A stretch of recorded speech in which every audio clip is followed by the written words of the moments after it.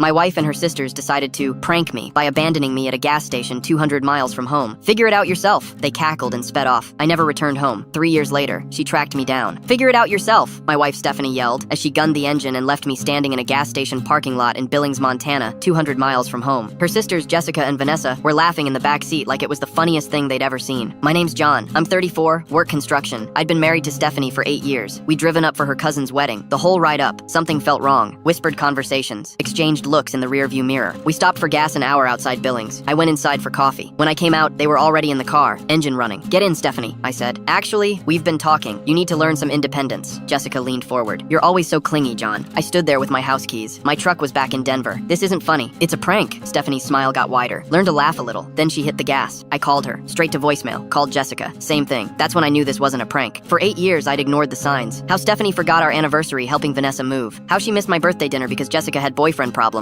Family comes first, she'd always say. The bus ride to Denver took 14 hours. I kept checking my phone. Nothing came. When I got home Sunday morning, the house was empty. I went through Stephanie's laptop and found group chats going back months. Jessica, we should totally ditch him somewhere and see how long it takes him to get home. Vanessa, he's so dependent on Steph for everything. Stephanie, you guys are terrible. But also, it would be hilarious. They'd planned every detail. The gas station, the story. Even predicted I'd call my mom like a big baby. I packed a bag and left. Didn't leave a note. Just walked out the same way. They'd driven away. I drove to my brother Kevin's place in Colorado Springs. Started a new job. Built a new life. Stephanie found me a week later at Kevin's apartment. I've been so worried, she said, reaching for me. I stepped back. What do you want? I want you to come home. Talk about what? How you abandoned me. How you planned it for months. Her face changed. The concern dropped. It was a prank, John. You're overreacting. You left me stranded 200 miles from home. Because you needed it. You're so clingy. We thought you needed to grow up. I looked at this woman I'd been married to for 8 years. I'm not coming home. Don't be ridiculous. Watch me. I walked to the elevator. She followed, making promises and threats. When the doors closed, she was still talking. 3 months later, I filed for divorce. My lawyer, Patricia, found social media posts from that weekend. Stephanie and her sisters at a bar in Billings, raising shot glasses, posted the same night they abandoned me. In one photo,